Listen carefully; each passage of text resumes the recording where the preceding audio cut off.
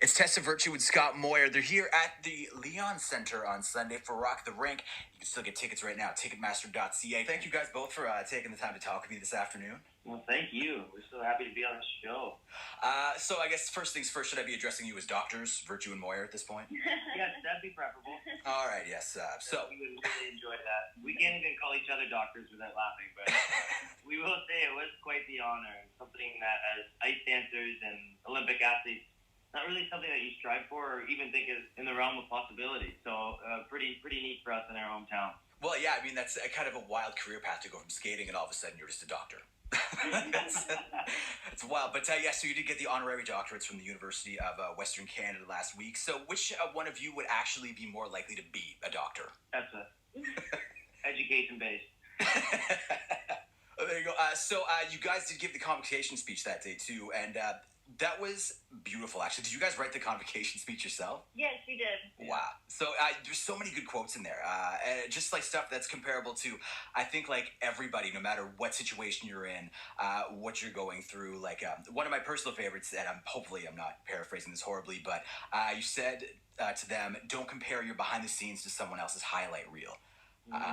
Which is really, really powerful, especially with like social media being the way it is, where all you see is the glossy top coating of what everyone's doing. Was that kind of comparison something you guys found yourselves doing? Well, I think we grew up in a very unique position in figure skating where you're scrutinized and criticized and sort of under a microscope from such an early age. And it's inherent because a big part of it is competition and we're pitted against one another. And, I think now it's so prevalent and pervasive in just this world of social media, as you mentioned. And I can't imagine growing up with Instagram and Twitter. And now I think it's a really tricky world to navigate, and it's easy to get lost in that. But I think the power of experience and maybe maturity and age helped us realize that we can only control what we do on the ice and how we conduct ourselves, even as humans. Like, that has to be the standard, just being a good person. And then embracing the things that make you unique. And as you mentioned, I think a lot of the things that we've learned in ice dance are really applicable in life. And, everyone is sort of going through that kind of a transition in life, if you will, whether it's career-based, family, location, or whatnot. So when you guys went up there to give the speech, scale of 1 to 10, how nervous? So nervous. I can honestly say, I didn't sleep much the night before. I've gone over the speech, in the almost thousands of times. And, the nerves were high. I always like to joke, start off with a joke. And it's not really the occasion where you can really open up with a recent rabbi walk into a bar. I could say, I think it's just because it was meaningful to us. And we're not, as much as we do public appearances, we've kind of been in the media quite a bit. We're most comfortable when we're on the ice and when we're skating and doing tour. That's our comfort zone. That's what we've trained to do. So speaking sometimes can still be a little bit out of our comfort zone. But it was a really, really neat experience. And so cool, as Tessa talked with us, for this being our last tour and kind of turning the page on our skating career into the next chapter of our life. It was a cool parallel with the students who are kind of stepping into, quote-unquote, the real world. And it was pretty neat to share that with them that day. So you just mentioned it there. This is your last tour together out as a partnership. Has that started to sink in yet? Because, you're almost halfway through the tour at this point. We are, yeah. I think we feel so lucky that we have this opportunity in knowing that it's our last chance to perform at all these destinations. We're able to soak it in and enjoy it. And I really savor it. I think there's not a performance that goes by where I don't feel grateful for the way that this decision has come to be and the way that it's unfolded, because I think we can walk away truly fulfilled and satisfied by what the sport has given to us, and not many athletes get to do it in their way on their terms. Yeah, exactly. That's the thing. Like you said, you get to put the finality on it. And you guys, I think we're roughly about the same age, and you've been doing this for the majority of your lives at this point. So it's not like it's just been a sudden decision where all of a sudden you're like, yeah, we're done. Yeah, we just came to it last night, and no, it has been something that we've been thinking about for quite a while, and just to be at the level we want to be at, it's a huge commitment, and you can only sustain that for so long when we have other goals in our life. And, our on-ice partnership will definitely change. We won't be performing and in shows and stuff like that. But we still have a lot of stuff that we do together that's off the ice, and then that partnership continues on. And we still go into arenas every day, kind of back to Tessa's point, and don't really expect people to show up. It's pretty fun that we go into all the corners of the country, and fans are there, and they really cared about our journey and invested in it for some reason.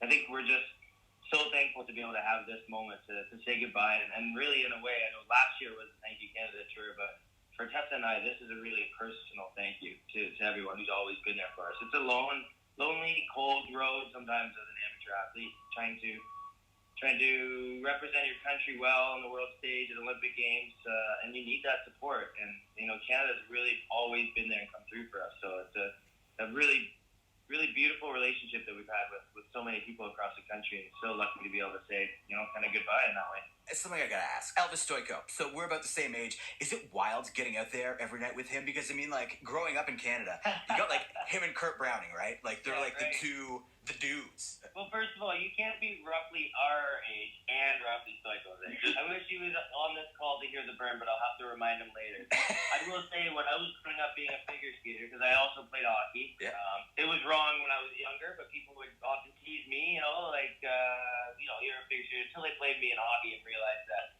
I was a little bit better than them. But then the second question I would get is, have you ever met Elvis Stoico? And he's just such an iconic figure skating legend. And still, when we're on the ice with him, I find myself looking over. I miss the mullet. I miss the hair.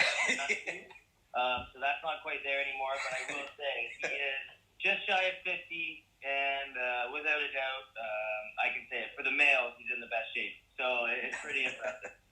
You got him, Patrick Chan on the tour as well, Caitlin Osmond. The lineup's stacked. It's a stacked cast, and we also have some of our favorite skaters from around the world. Tatiana and Max, a Russian pair skater, will absolutely blow your mind. And similar to what I was talking about skating with Elvis, we still feel that when we skate with Patrick, but it's, oh my God, how am I going to keep up to this kid? He is a generational talent. I don't think we'll ever see a skater, the way the sport is trending, I don't think we'll ever see a skater like Patrick Chan again.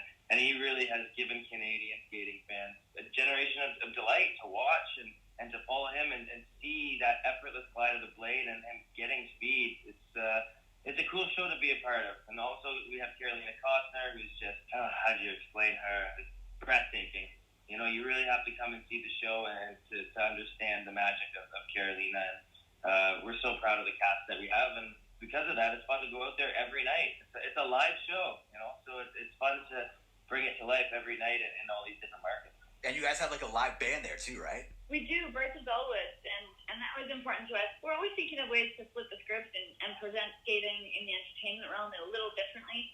And even format-wise, just having sort of an opening band and then heading into a full 90-minute set for the skaters was something we wanted to try. And Birds of Bellwoods has just been phenomenal. I mean, they set the tone every night, and it's really fun. And in fact, we actually get to skate to one of their songs, an acoustic version of a song that is really beautiful, and that doesn't get old. I mean, every night on the ice with that kind of extra energy and dynamic, it makes it truly special.